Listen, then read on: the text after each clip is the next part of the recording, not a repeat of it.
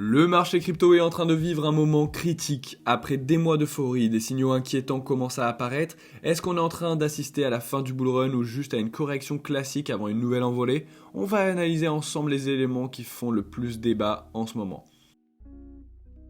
Les indicateurs techniques clignotent dans le rouge. Bitcoin a explosé cette année grâce à l'effet des ETF, aux attentes autour du halving et aux annonces de Trump. Mais plusieurs indicateurs techniques montrent que la Fed pourrait bientôt se calmer.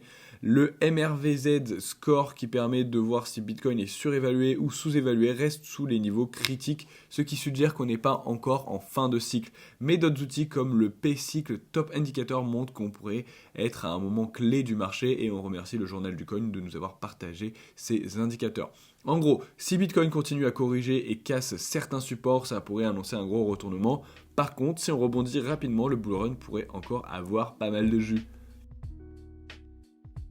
Depuis son retour à la Maison Blanche, Trump est en train de redéfinir la politique américaine sur les cryptos. Il a parlé d'une réserve stratégique en Bitcoin et a même mentionné XRP, Solana et Cardano, ce qui a provoqué un énorme mouvement sur ses actifs.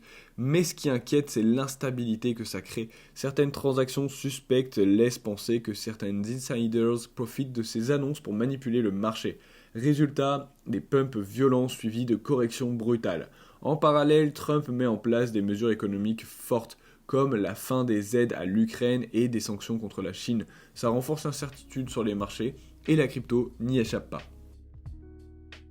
Les tensions géopolitiques sont en train de s'intensifier, l'Europe et les États-Unis prennent des directions différentes sur l'Ukraine et la Chine commence à montrer des signes de ralentissement économique.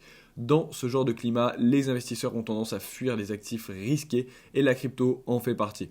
On commence à voir une baisse des volumes de trading et une pression à la vente plus importante, ce qui n'est jamais bon signe pour une poursuite haussière. Il y a deux scénarios possibles. Si Bitcoin arrive à rebondir rapidement et à repartir au-dessus des 100 000 $, ça pourrait être juste une correction avant une nouvelle jambe haussière. Mais si la chute continue et qu'on commence à avoir des ventes massives, alors ça pourrait marquer un vrai tournant dans ce cycle. Dans tous les cas, il faut rester vigilant. On est dans une période où tout peut basculer très vite et les prochains jours vont être décisifs. Est-ce que tu penses que le bull run est terminé ou qu'on a encore du temps avant le crash? Dis-moi en commentaire et pense à liker cette vidéo pour soutenir la chaîne.